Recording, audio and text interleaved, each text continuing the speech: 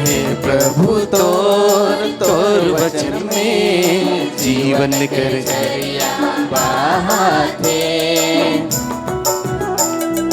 हे प्रभु तोर वचन में जीवन कर झरिया बहाते। जहाँ जहाँ जाओ ना तो की याद करो ना, तोर वचन में प्रभु उजियारा दिसेला। जहाँ जहाँ जाओ ना तो की याद करो ना, तोर वचन में प्रभु उजियारा दिसेला। हे प्रभु तोर वचन में जीवन कर झरिया बहाते। हे प्रभु तोर वचन में जीवन कर झरिया बहाते।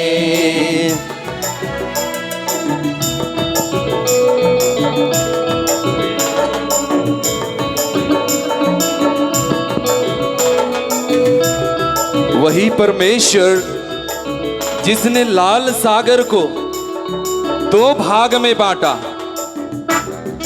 वो सामर्थ्यवान ईश्वर आज हमारे हृदय को दो भाग में बांटेंगे।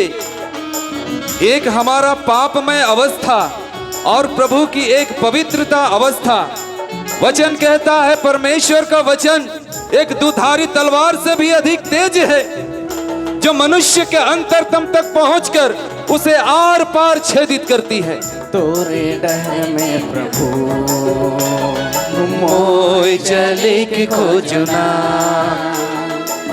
तोरे आशीष में प्रभु मोय आवे के खोजना।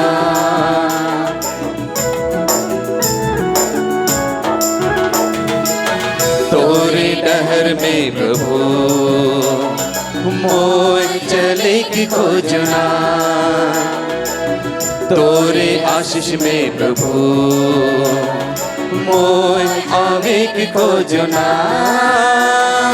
जहाँ जहाँ जाओ ना तो के याद करो ना, तोर वचन में प्रभु उजियारा दिसेला। जहाँ जहाँ जाओ ना तो के याद करो ना, तोर वचन में प्रभु उजियारा दिसेला। हे प्रभु तोर वचन में जीवन कर झरिया बहाते। हे प्रभु तोर वचन में जीवन कर झरिया बहाते। प्रभु का वचन कहता है होसिया नबी के ग्रंथ अध्याय 6 वचन 3 में, आओ हम परमेश्वर के ज्ञान प्राप्त करने का प्रयत्न करें। आओ हम ईश्वर का ज्ञान प्राप्त करने का प्रयत्न करें। धन्यवाद यीशु आपके पवित्र वचन के लिए। धन्यवाद यीशु आपके महान बलिदान के लिए। तेरे ये वचन प्रभु हमारे मन और हृदय को शुद्ध करे। सभी को इस सामने की ओर मुड़ जाइए। पापी मनवा मोय प्रभु तोरे पावे को चुना, तोरे महिमा ले प्रभु की आवे को चुना। हाथों को थोड़ा लहराते हुए सभी कोई। पापी मनवा मोय प्रभु तोरे पावे को चुना, तोरे महिमा ले प्रभु गीत गावे के खोजना। जहाँ जहाँ जाओ ना तो के याद करो ना, तोर वचन में प्रभु उजियारा दिसेला। जहाँ जहाँ जाओ ना तो के याद करो ना, तोर वचन में प्रभु उजियारा दिसेला। ताली बजाते हुए प्रभु तोर वचन में जीवन कर झरिया बहते। हे प्रभु तोर वचन में जीवन कर झरिया बहते।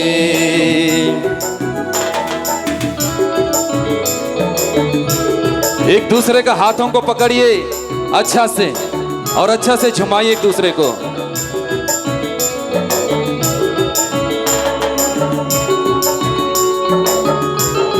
तोरे डहर में प्रभु मोए चले खोजो ना, तोरे आशीष में प्रभु मोए आवे खोजो ना।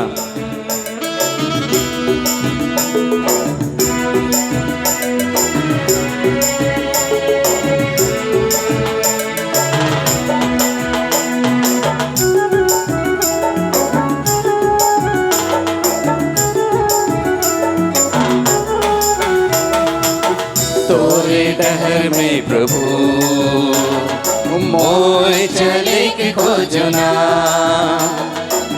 तोरे आशीष में प्रभु मोए आवे के खोजना।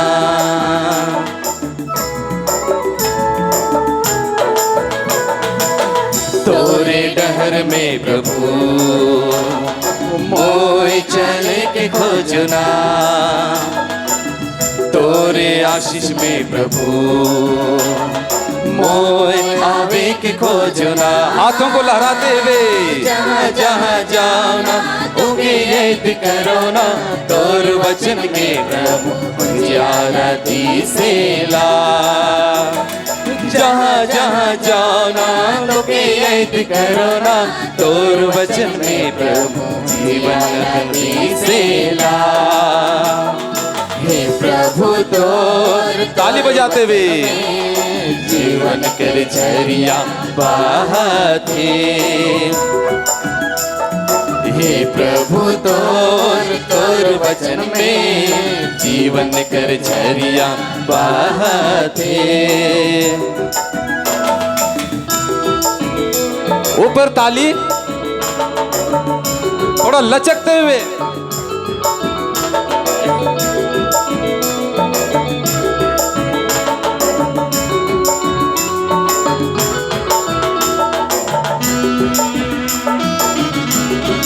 पापी मनवा मोय प्रभु तोके पावे खोजो ना, तोरे महिमा ले प्रभु गीत गावे खोजो ना।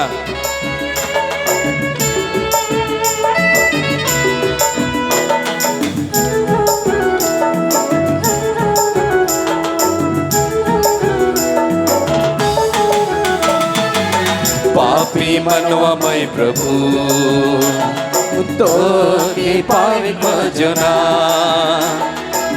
तोरे महिमा ले प्रभु गीत गावे के खोजना।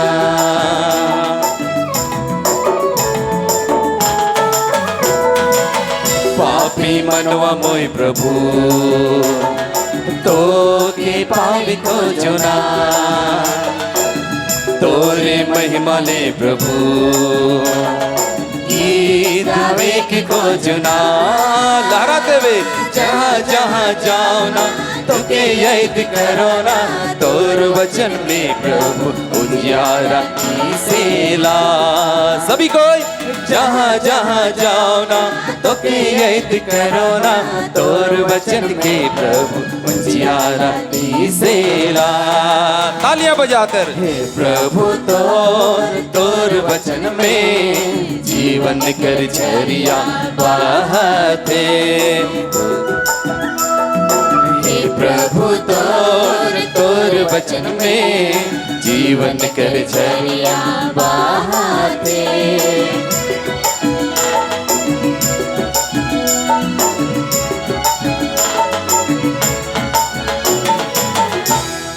बोलिए यीशु मसीह की। थोड़ा ऊंची आवाज से यीशु मसीह की, यीशु मसीह की। Hallelujah, hallelujah, hallelujah.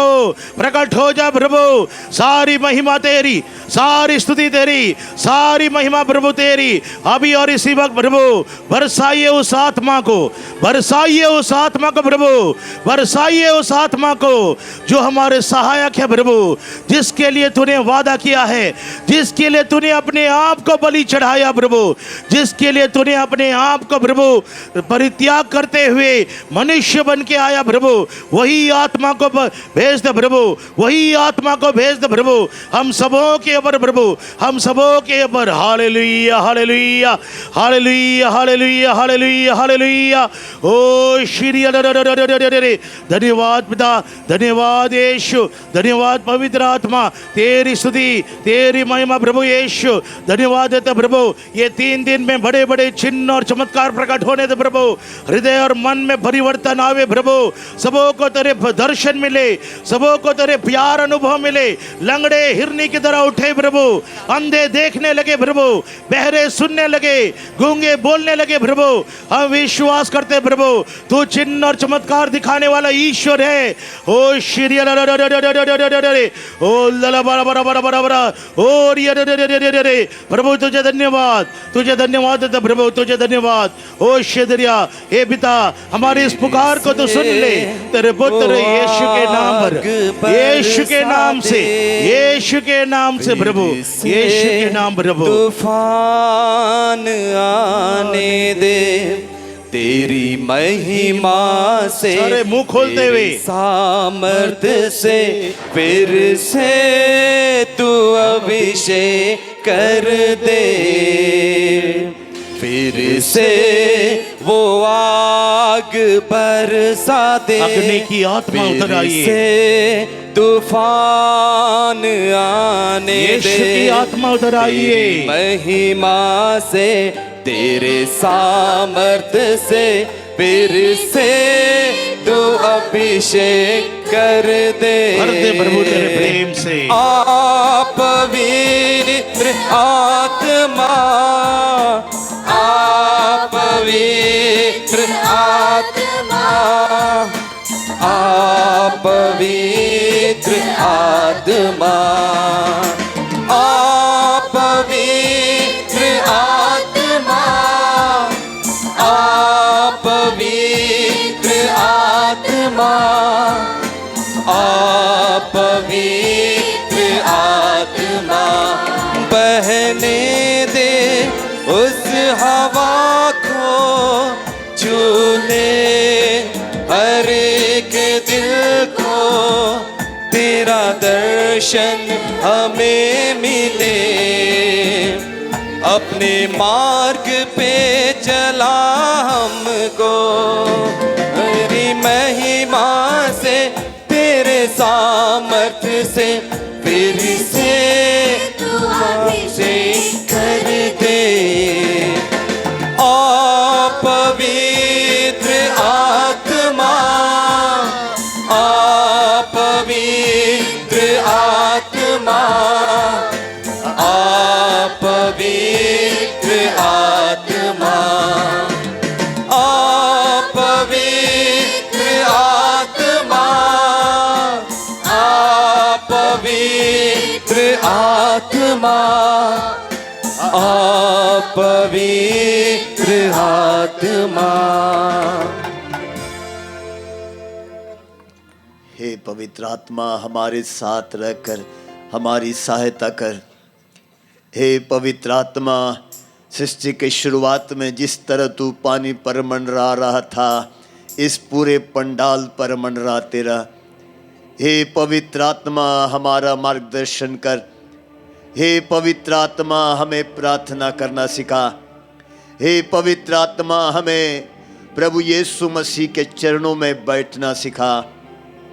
हे पवित्र आत्मा, हमें प्रभु के वचन को ध्यान से सुनना सिखा।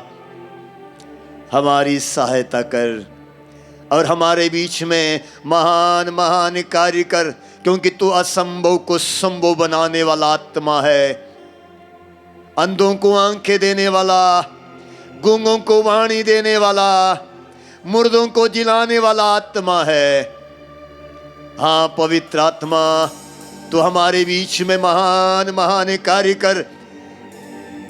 हम सब अपने आप को तेरी अधीनता में सौंप देते हैं, तेरी अधीनता में रहने का निर्णय लेते हैं, तेरे अधीनता में रहकर चलने का निर्णय लेते हैं, तेरी महान उपस्थिति में रहने का, प्रार्थना में,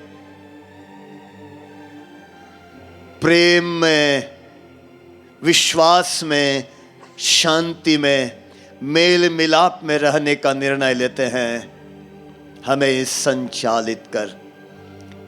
पिता और पुत्र और पवित्र आत्मा की महिमा हो, जैसे वह आदि में थी अभी और अनंत काल तक सदा रहेगी। आमीन। पिता और पुत्र और पवित्र आत्मा की महिमा हो, जैसे वह आदि में थी अभी और अनंत काल तक सदा रहेगी। आमीन। पिता और पुत्र और पवित्र आत्मा की महिमा हो।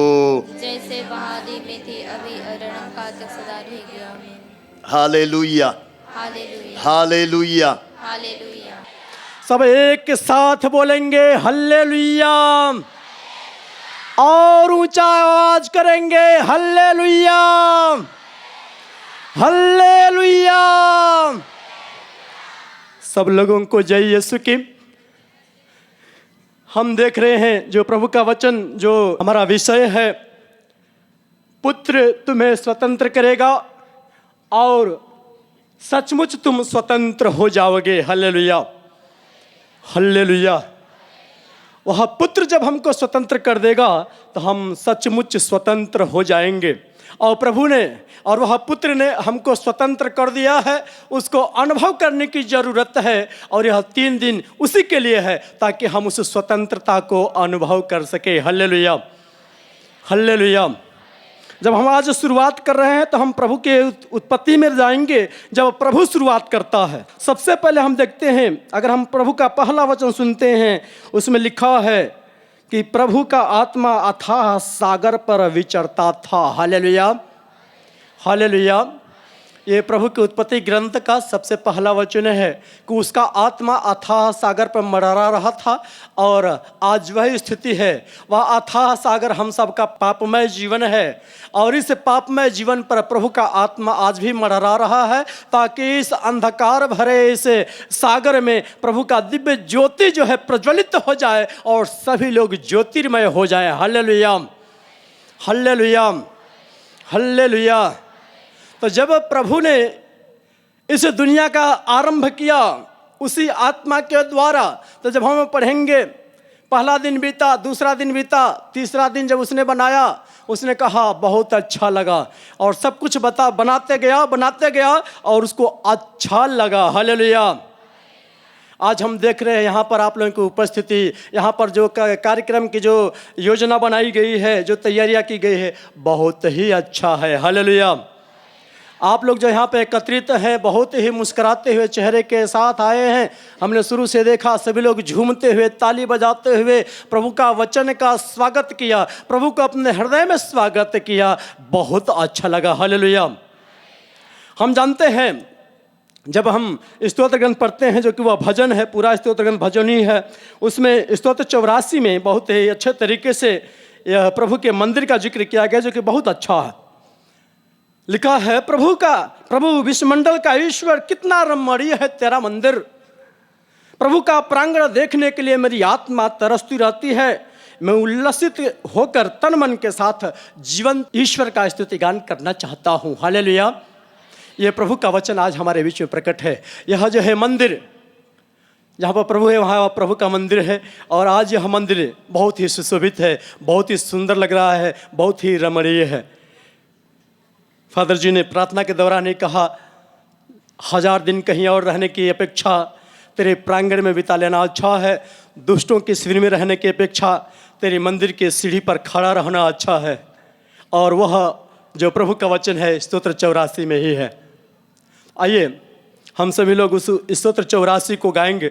हम लोग जो है जब बातें कर रहे थे उस वार्तालाप के दौरान मुझे लगता है आप लोगों की भाषा और मेरी भाषा कुछ मिलेगी। हमारी भोजपुरी भाषा है, जहाँ से मैं हूँ, मैं बनारस का हूँ, मेरी भोजपुरी भाषा है, और आप लोगों का सादरी भाषा मिलेगा। और मैं समझता हूँ कि मेरी भाषा का आप लोग समझेंगे। तो सभे मन बैठल बा, एगो मन खड़ा बा, तो अच्छा ना लगी। तो हम सबसे आग्रह करब सब लोग खड़ा हो जाए जाओ, हमारे पीछे एक गीत के स्तोत्र 84 के गावल जाई और फिर प्रभु का वचन पर चिंतन कर जी। हल्लेलुया। तो हम लोग गीत गाएंगे, हमारे जो संगीत वाद्य लोग हैं निश्चित है हमारा साथ देंगे। बहुत आप लोग बढ़िया बजा रहे हैं और मेरे गीत पर भी झूमाते हुए लोगों को झुमाएंगे और हम सभी झूम करके प्रभु के वचन को अपने हृदय में अनुभव करेंगे, प्रभु की महिमा को प्रकट करेंगे। सभी लोग ताली बजा करके, भोजपुरी में गीत होगा, सभी लोग दोहराएंगे।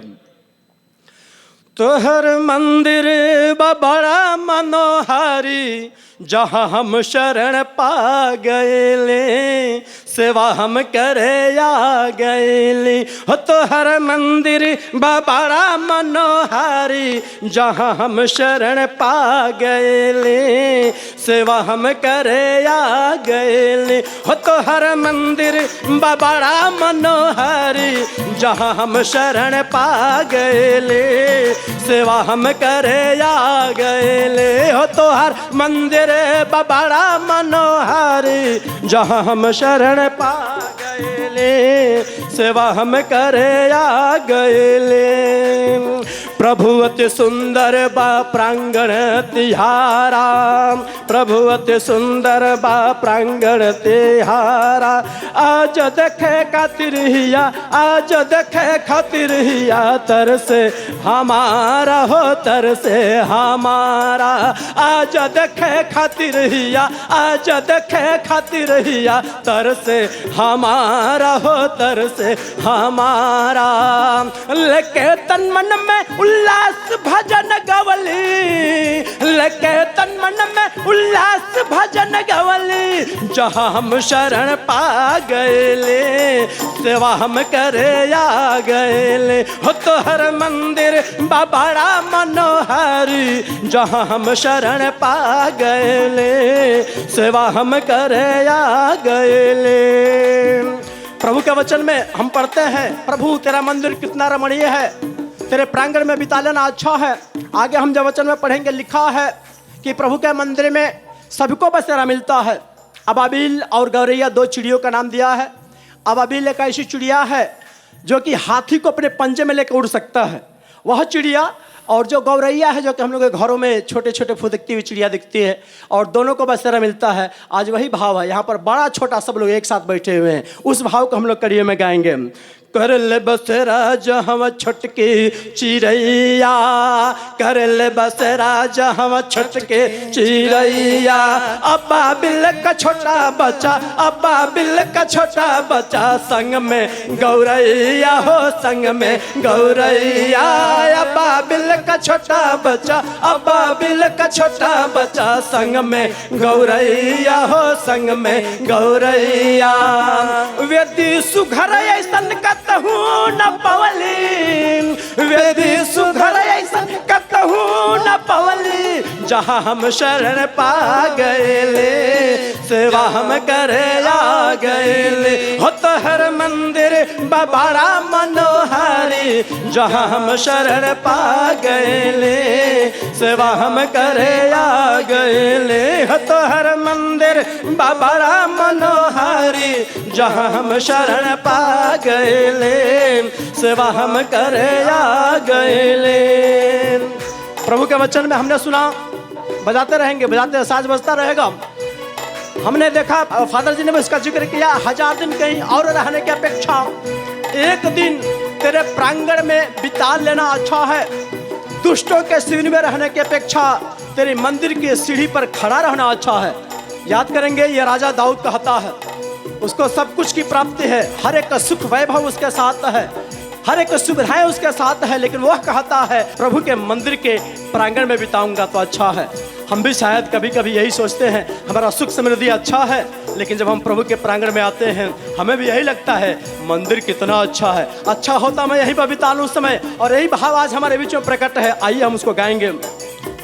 एक दिन बितैती तो हरि शरण में आई के, एक दिन बितैती तो हरि शरण में आई के, खड़ा रहती मंदिर के, खड़ा रहती मंदिर के, सीढ़िए पर जाई के हो, सीढ़िए पर जाई के, खड़ा रहती मंदिर के, खड़ा रहती मंदिर के, सीढ़िए पर जाई के हो, सीढ़िए पर जाई के। मिली कृपा हो जाए साफ चादर मैली, मिली कृपा हो जाए साफ चादर मैली, जहाँ हम शरण पा गए रे, सेवा हम करे आ गए हो तो हर मंदिर बड़ा मनोहारी, जहाँ हम शरण पा गए ले, सेवा हम करे आ गए हो तो हर मंदिर बड़ा मनोहारी, जहाँ हम शरण पा गए ले, सेवा हम करे आ गए ले। Hallelujah, hallelujah, hallelujah. तो हमने स्तोत्र 84 को गाते हुए प्रकट किया। आइए सब लोग अपने जगह पर बैठ जाएंगे।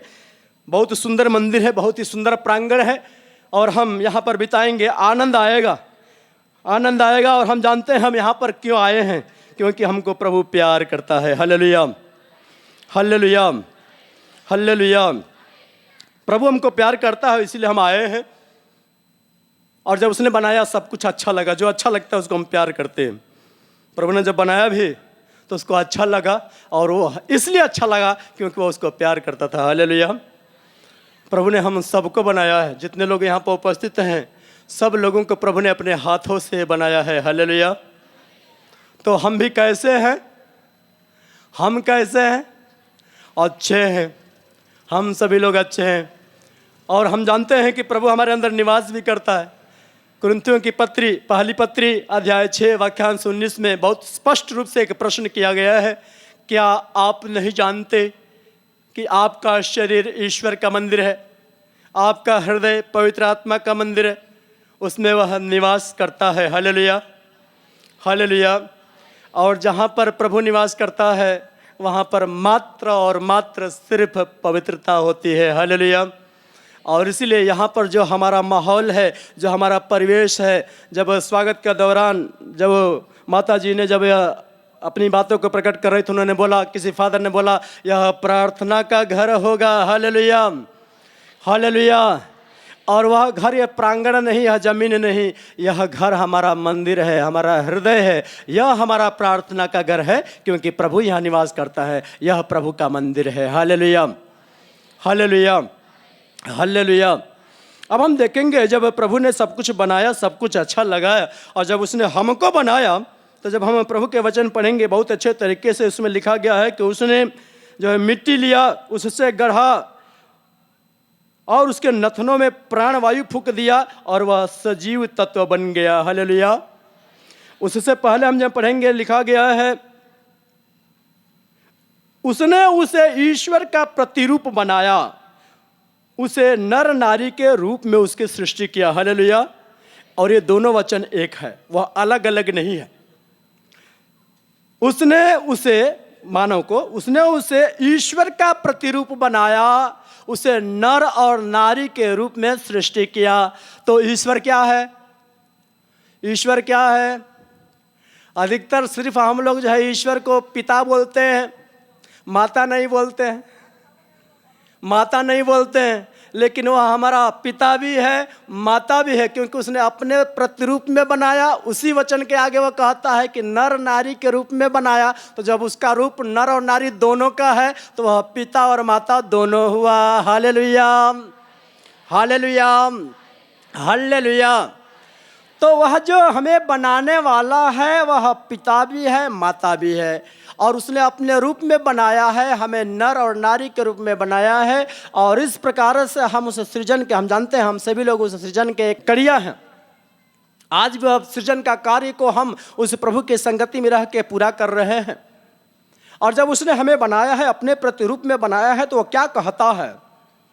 आगे का वचन में है, उसने यह कह के आशीर्वाद दिया। आशीर्वाद क्या है? फलो फूलो, और पूरी सृष्टि को अपने अधीन कर लो। Hallelujah, hallelujah, hallelujah. इस पूरे मानव जगत पर, इस पूरे सृजन पर किसका अधिकार है? ईश्वर का अधिकार। इधर से आवाज आ रही है, अच्छा आवाज आया। किसका अधिकार है? ईश्वर का अधिकार है। और हम देख रहे हैं वही प्रभु हमको कहता है कि इस पूरे पृथ्वी को अपने अधीन कर लो। हालेलुया। जो प्रभु वचन में कहता है कि वह अपने प्रतिरूप में बनाया, तो सिर्फ ये कहने की बात नहीं है, उसने अधिकार भी दे दिया। जिस तरह से उसको उस पूरे सृजन पर अधिकार था, वह अधिकार उसने हमें भी सौंप दिया है कि मैं इस पूरी पृथ्वी पर अधिकार कर लूं। Hallelujah, hallelujah, hallelujah, hallelujah, hallelujah. और कोई भी अपने माता पिता, अपने बच्चों को अधिकार क्यों सौंपता है? क्यों सौंपता है? क्योंकि उससे वह नफरत करता है, उससे वह चाहता है कि वह बिगड़ जाए। वो क्या चाहता है? हमारा बेटा आगे बढ़े, हमारी संतान आगे बढ़े। और वह यह चाहता है। क्यों चाहता है? क्योंकि वह प्यार करता है, क्योंकि वह प्यार करता है। हम आगे जब देखेंगे, इसी वचन में आगे बढ़ेंगे, जब आदम और हव्वा जब उस प्रभु के वचन का इनकार कर दिए, अवहेलना कर दिए, प्रभु का जो वचन था, जो आदेश था, उसका आज्ञा का उल्लंघन कर दिया, और उसके बाद उन्होंने जब पाप किया, हम जानते हैं पाप जब करते हैं तो हमका जो उसका प्रतिफल तुरंत अनुभव हो जाता है। बच्चों के रूप में हमारे सामने बच्चे कुछ बैठे हैं। अगर स्कूल में जा रहे हैं, स्कूल में कोई गलती हो गया, तो गलती होने के बाद वे हमेशा मास्टर से, प्रिंसिपल से डरते हैं कि अगर पकड़े जाएंगे तो हमको क्या मिलेगा? इनाम मिलेगा, पुरस्कार मिलेगा, सजा मिलेगा। तो बच्चे डरते हैं। एक बार पाप कर देंगे, कोई गलती कर देंगे, तो बच्चे डरते हैं कि अगर हम पकड़े जाएंगे तो सजा मिलेगी, दंड मिलेगा। और आदम हव्वा के साथ ऐसा ही हुआ। जब उन्होंने पाप किया तो उनको डर हो गया, डर हो गया। और जब डर हुआ तो लोग क्या किए? छुप गए, छुप गए। और जब छुपते हैं डर के मारे, जब हमारे अंदर वही भाव आता है, आज भी वही बातें हैं, जब हम कोई पाप कर्म करते हैं, जब हमसे कोई गलती हो जाता है, तो हम अपने आप को कोशिश करते हैं कि हम छुपा ले अपने आप को, हमारे पाप किसी के सामने प्रकट न हो, कोई जाने न पाए। क्यों? कि अगर हम जानेंगे तो जो हमारा आपसी प्यार है, जो हमारा संबंध है, जो लगाव है, क्या हो जाएगा? टूट जाएगा। Hallelujah, hallelujah, hallelujah. लेकिन जब यह स्थिति पैदा होती है तो हम मानव हो सकता है कमज़ोर पड़ जाएंगे, लेकिन प्रभु कमज़ोर नहीं पड़ता। वह अपना दिखाता है, अपना प्यार को दर्शाता है, और वह तुरंत ढूंढने निकल जाता है। कहता है, तुम कहाँ हो, तुम कहाँ हो।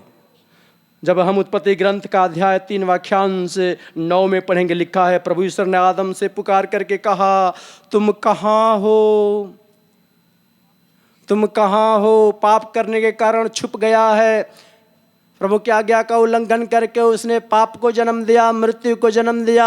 अब डर गया है, छुपा हुआ है। क्यों? उत्तर में हम देखेंगे, लिखा गया है, उसने उत्तर दिया, मैं बगीचे में तेरी आवाज सुन करके डर गया, क्योंकि मैं नंगा हूं और मैं छिप गया। Hallelujah, hallelujah, hallelujah.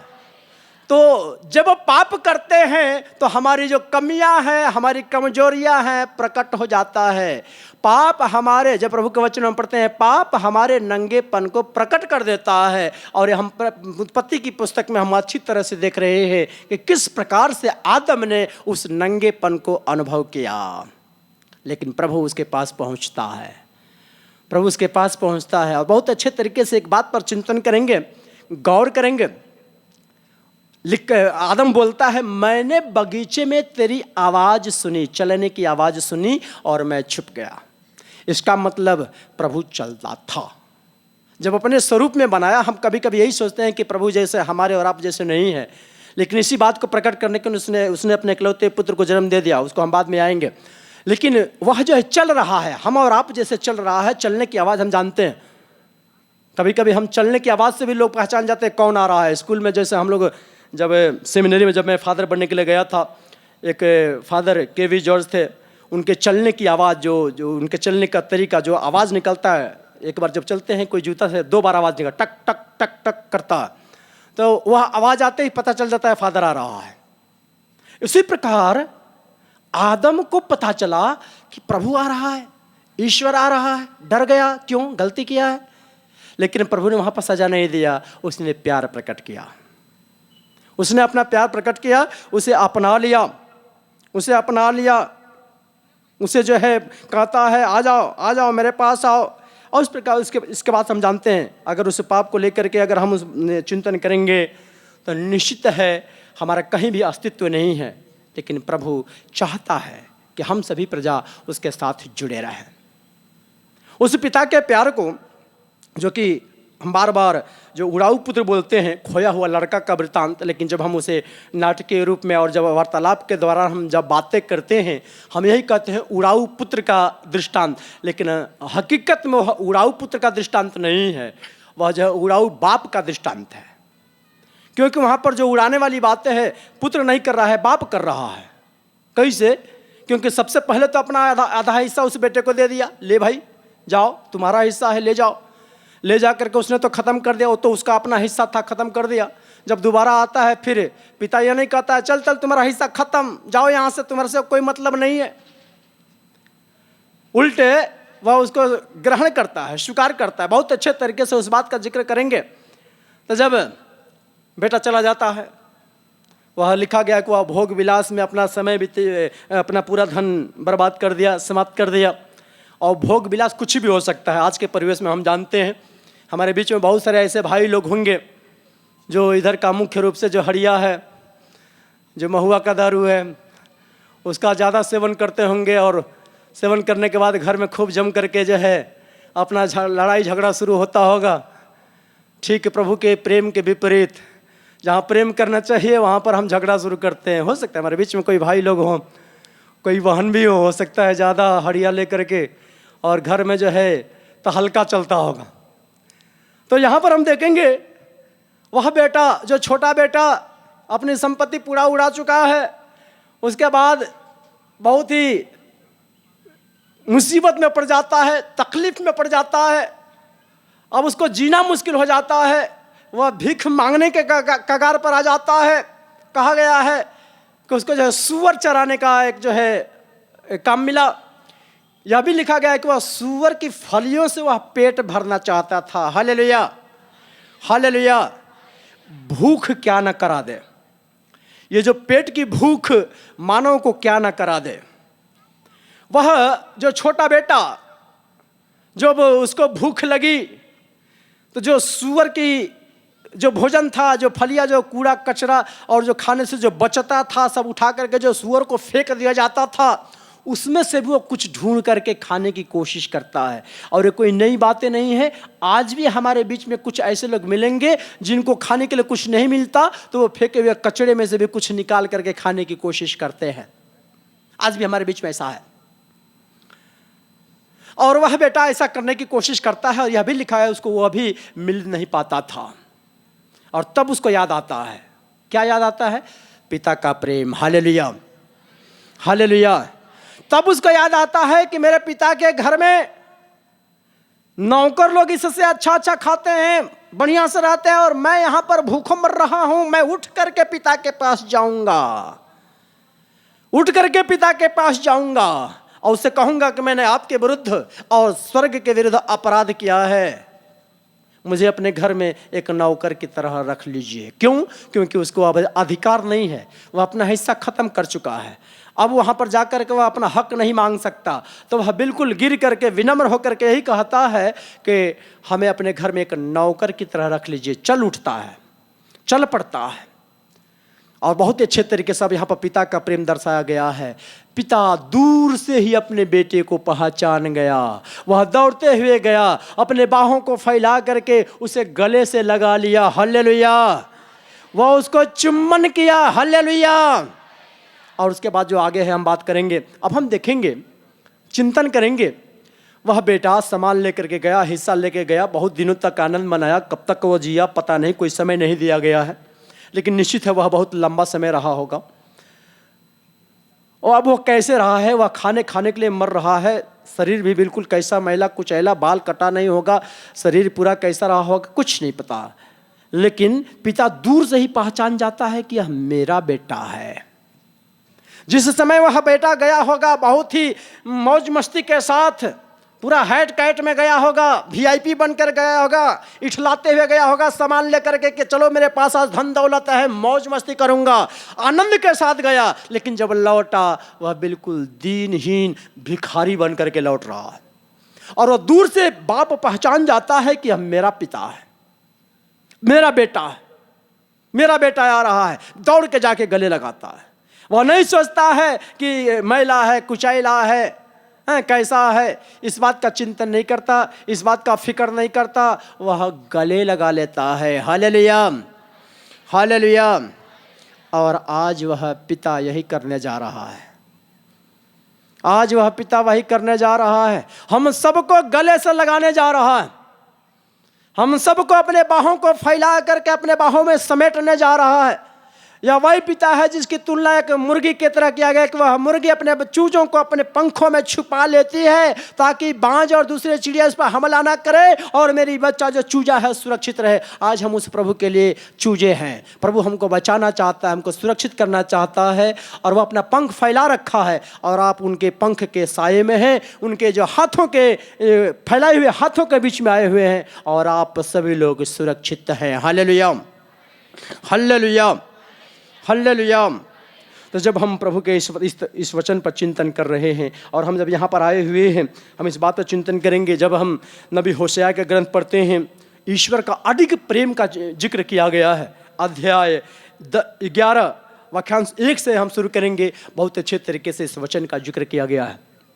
ईश्वर का अडिग प्रेम जो डगमगा नहीं सकता, हिल नहीं सकता, उसे कोई हिला नहीं सकता। और आज हम उस वचन को पढ़ेंगे।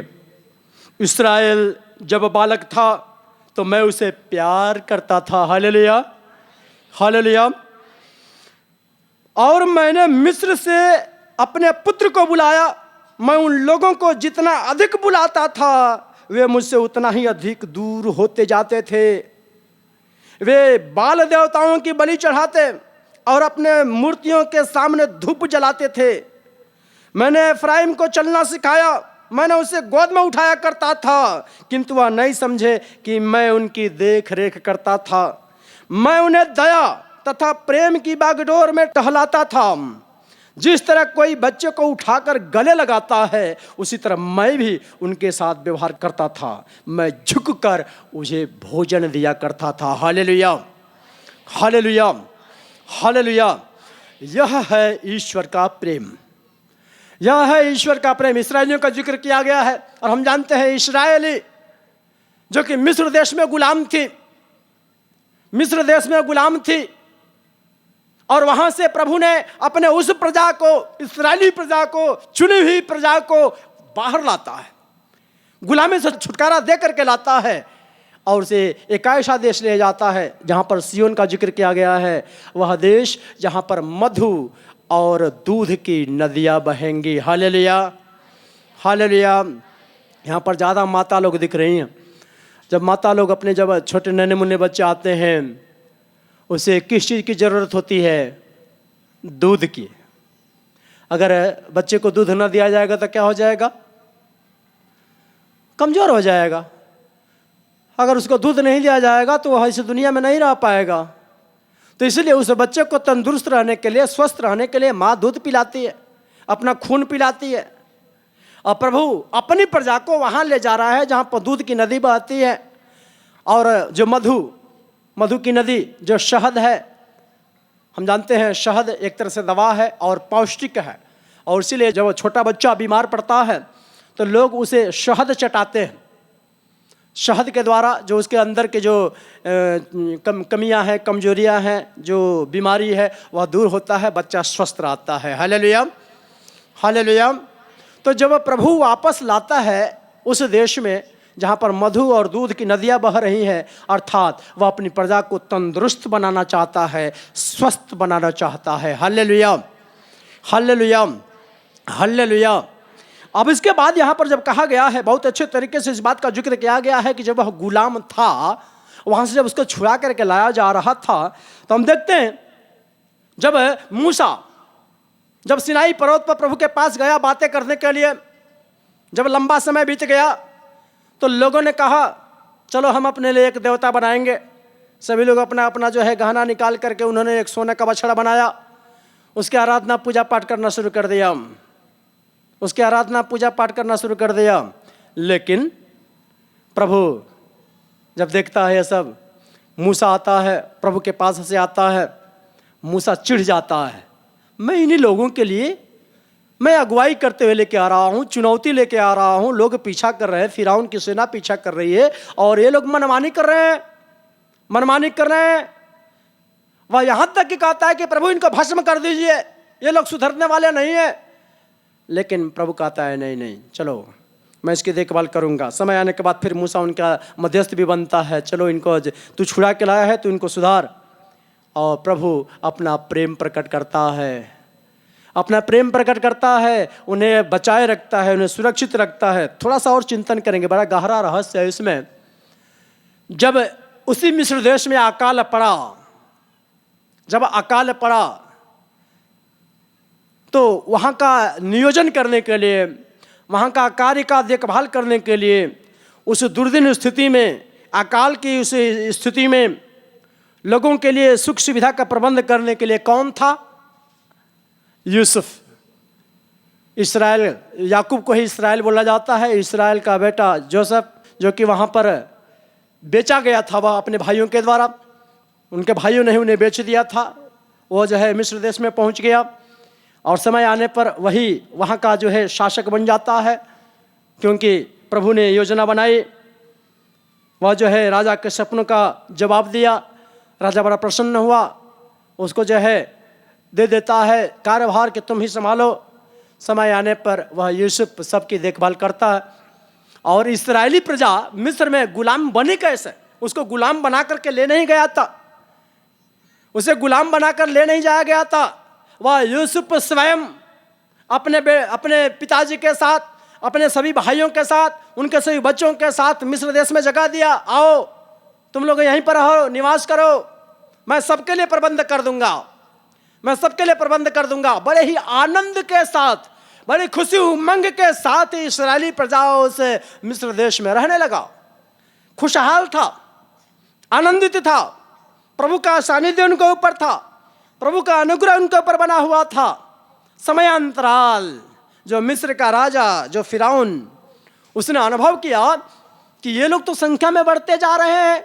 हमने पहला वचन पढ़ा उत्पत्ति ग्रंथ से, फलो फूलो पृथ्वी पर फैल जाओ। ये लोग फलने लगे, फूलने लगे, पृथ्वी पर फैलने लगे। और वहाँ के मिस्र का जो शासक था उसको डर हो गया। जब यूसुफ का जो राजा था, शासक था, जब वो मर गया, दूसरा राजा आया तो उसको डर हो गया कि ये लोग तो बढ़ते जा रहे हैं, संख्या में बढ़ते जा रहे हैं, कहीं ऐसा ना हो कि ये लोग हम पर हावी हो जाए और हमको हटा करके स्वयं ही राजा बन जाए। Hallelujah, hallelujah, hallelujah. और तब जो है उसने सताना शुरू कर दिया, परेशान करना शुरू कर दिया। और याद करेंगे प्रभु की प्रजा बहुत ही दुख सही, कष्ट सही, तब जा करके अंत में उनको जो है आज़ादी मिली, स्वतंत्रता मिली। यहाँ पर पुत्र के द्वारा स्वतंत्रता की बातें कही गई हैं। प्रभु ने उनको वहाँ पर उस विपत्तियों का भी शिकार होने दिया। वह राजा आदेश निकाल देता है कि इनके जितने भी बेटियां हैं उनको सुरक्षित रखा जाएगा, लेकिन जितने बेटे हैं उनको क्या कर दिया जाए? क्या कर दिया जाए? मार दिया जाए। हालेलुया। सभी मिस्र में जो इस्राएली प्रजा है, जो गुलाम बन करके रह रही है, उनके जितने लड़के हो रहे हैं उनको जो है मार दिया जाए, समाप्त कर दिया जाए, मात्र लड़कियों को छोड़ा जाए। और इस प्रकार से यह कार्य शुरू हो गया। उसी दौरान एक दासी का पुत्र होता है जिसका नाम मूसा है। वह जब जन्म लेता है तो उसकी माँ क्या करती है? एक टोकरी में लेकर के नील नदी में छोड़ देती है। कितनी कठोर होगी माँ ना, कितनी कठोर होगी कि नील नदी में छोड़ दी, डूब करके मर जाएगा। हो सकता है सांप आकर के उसको डस लेगा, हो सकता है बड़ा कोई मछली आकर उसको निगल जाएगा, बहुत सारी बातें हो सकती हैं। लेकिन उसने अपने तरीके से अपनी संतुष्टि के लिए, क्योंकि अगर वो महल में रहता है और उस देश में रहता है, मिस्र में रहता है, लोग आकर के उसको मारेंगे, तलवार से काटेंगे, तो उसको देखे नहीं बनेगा। तो उसने बढ़िया से एक टोकरी सजाई, टोकरी में को बढ़िया से सुरक्षित की, तब जाकर नील नदी में छोड़ी। क्यों?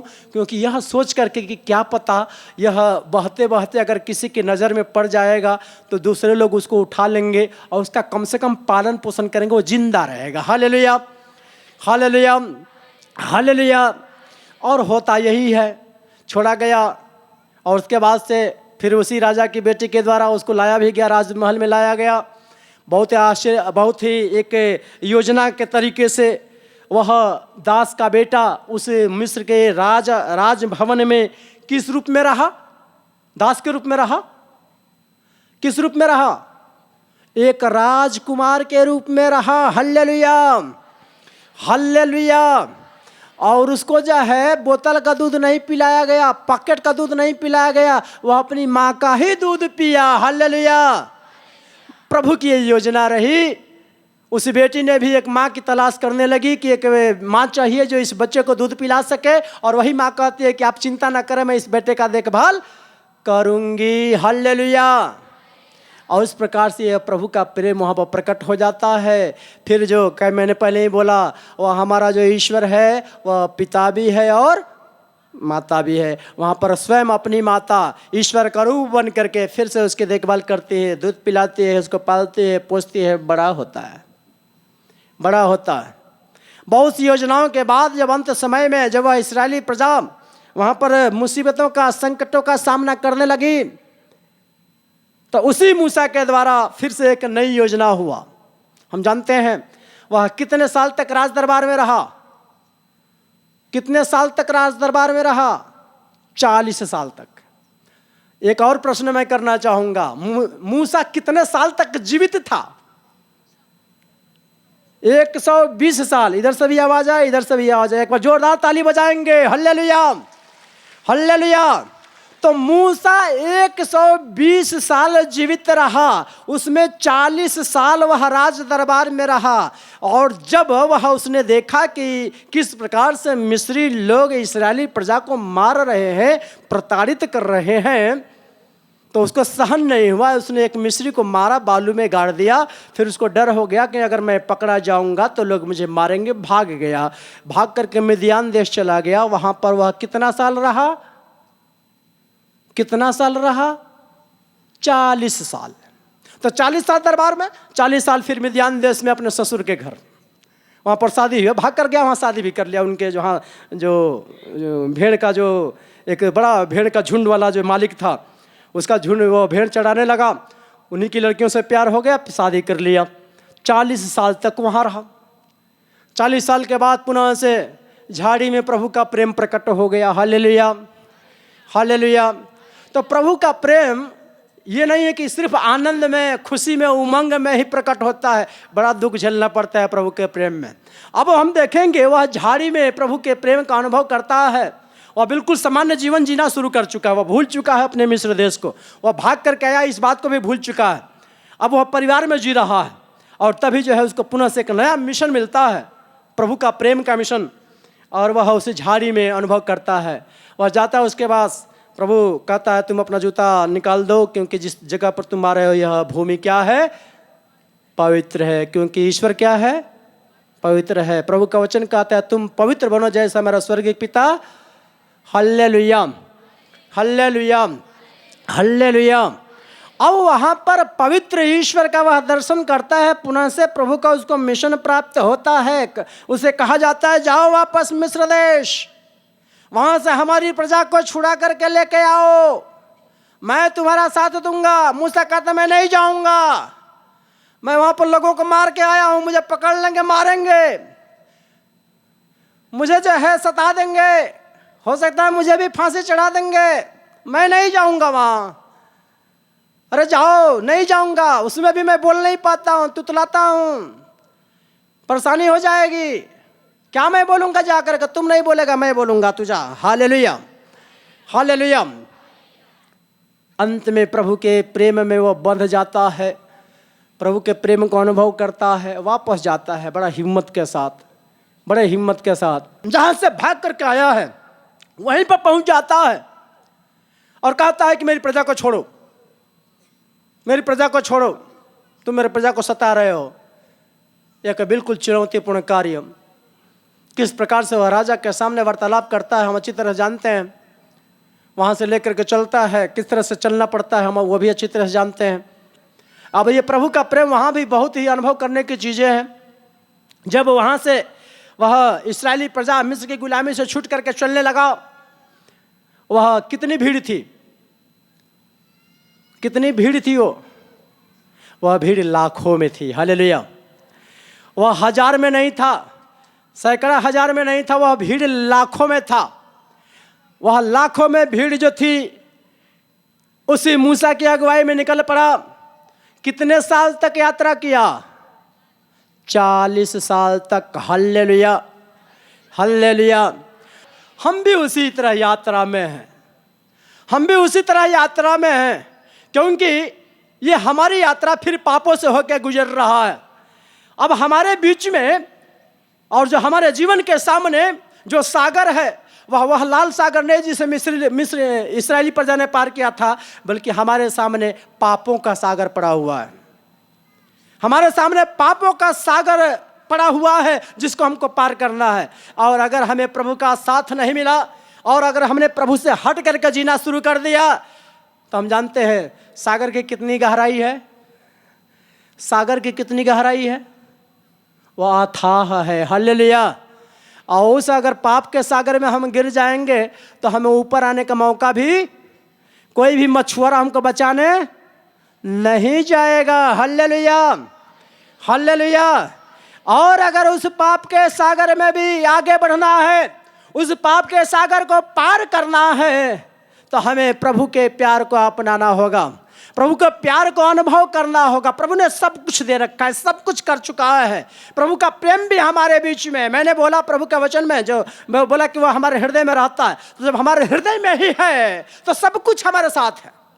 जब हमारे हृदय में प्रभु का निवास है, अनुभव करने की जरूरत है। और जिस दिन हम अनुभव करने लगेंगे कि प्रभु की उपस्थिति हमारे हृदय में है, हम प्रभु के प्रेम को, प्रभु के आनंद को और जितने भी स्वर्गिक गुण है, जहां पर कहा जाता है कि किसी प्रकार का दुख नहीं है, किसी प्रकार का कष्ट नहीं है, किसी प्रकार की तकलीफ नहीं है, और तब हमारा जीवन सार्थक बन जाएगा, सफल बनेगा और हम प्रभु की महिमा में आनंदित रहेंगे। Hallelujah, hallelujah, hallelujah. तो ये प्रभु का प्रेम है। जब हम प्रभु के प्रेम में रम जाएंगे, जब हम प्रभु के प्रेम में पक जाएंगे, तब हमारा जीवन भी आनंदमय हो जाएगा, हमारा जीवन सार्थक हो जाएगा। और जो कहा गया कि हम प्रभु की चुनी हुई प्रजा हैं, आप जितने लोग यहाँ पर बुलाए गए हैं, आप नाम ले लेकर के बुलाए गए हैं। प्रभु ने आपको चुन चुन करके बुलाया है। इस सिमडेगा धर्म प्रांत में सिर्फ इतने ही ईसाई नहीं है, इतने ही विश्वासी नहीं है। हम यह भी जानते हैं विश्वास के आधार पर यहाँ का विश्वास बहुत ही मजबूत है। मैं बनारस से आता हूँ, हमारे बनारस में यह विश्वास इतना मजबूत नहीं है। हम यहाँ पर जानते हैं गांव के गांव लोग जो है प्रभु के विश्वास में हैं, क्रिश्चियन हैं, और हमारे एक गांव में कोई एक परिवार, दो परिवार मिलेगा। तो यहाँ का विश्वास मजबूत है जो दर्शन देखने के लिए मिलता है, लेकिन कैसे हम उसको अनुभव करेंगे? हम यह भी जानते हैं यहाँ पर बहुत सारे परिवार टूटे हुए हैं, बहुत सारे परिवार दुख और पीड़ित हैं, लाचार हैं, परेशानियों का सामना कर रहे हैं, झेल रहे हैं। और प्रभु कहता है मैं धर्मियों के लिए नहीं, पापियों को बुलाने के लिए आया हूँ। और इसलिए जब यहाँ पर आए हुए हैं, अगर दुखों को लेकर के आए हैं, कष्टों मुसीबतों को लेकर के आए हैं, संकट को लेकर के आए हैं, प्रभु आप सबको मुक्त करने वाला है, प्रभु स्वतंत्र करने वाला है। Hallelujah, hallelujah, hallelujah. हम इस जगह पर मात्र इसलिए आए हैं कि हम स्वतंत्र हो जाएं। हम इस जगह पर इसलिए आए हैं कि हम प्रभु के प्रेम को अनुभव कर सकें। और इसलिए यह उचित होगा प्रभु के वचन पर चिंतन करें, उसको अपने जीवन में आत्मसात करें, उस प्रभु के प्रेम को अनुभव करते हुए अपने जीवन में एक संकल्प लें कि हाँ, हम प्रभु के प्रेम में ही आगे बढ़ेंगे जो हमारा ख्याल करता है, जो हमारा ख्याल करता है। और एक हम लोग गीत गाएंगे, मेरा प्रभु मुझसे प्यार करता। मेरा प्रभु मुझसे प्यार करता, मेरा दिल उससे भर जाता। मेरा प्रभु मुझसे प्यार करता, मेरा दिल उससे भर जाता। मेरा प्रभु मुझसे प्यार करता, मेरा दिल उससे भर जाता। मेरा प्रभु मुझसे प्यार करता, मेरा दिल उससे भर जाता। चाहे सब मुझको ठुकराए, चाहे सब मुझको ठुकराए, चाहे सब मुझको ठुकराए, चाहे सब मुझको ठुकराए। मेरा प्रभु मुझसे प्यार करता, मेरा दिल उससे भर जाता। मेरा प्रभु मुझसे प्यार करता, मेरा दिल उससे भर जाता। चाहे माँ बाप मुझको भूल जाए, चाहे माँ बाप मुझको भूल जाए, चाहे माँ बाप मुझको भूल जाए, चाहे माँ बाप मुझको भूल जाए। मेरा प्रभु मुझसे प्यार करता, मेरा दिल उससे भर जाता। मेरा प्रभु मुझसे प्यार करता, मेरा दिल उससे भर जाता। चाहे जग मुझसे दूर हटे, चाहे जग मुझसे दूर हटे, चाहे जग मुझसे दूर हटे, चाहे जग मुझसे दूर हटे। मेरा प्रभु मुझसे प्यार करता, मेरा दिल उससे भर जाता। मेरा प्रभु मुझसे प्यार करता, मेरा दिल उससे भर जाता। चाहे दुख मुझको घेर ले, चाहे दुख मुझको घेर ले, चाहे दुख मुझको घेर ले, चाहे दुख मुझको घेर ले। मेरा प्रभु मुझसे प्यार करता, मेरा दिल उससे भर जाता। मेरा प्रभु मुझसे प्यार करता, मेरा दिल उससे भर जाता।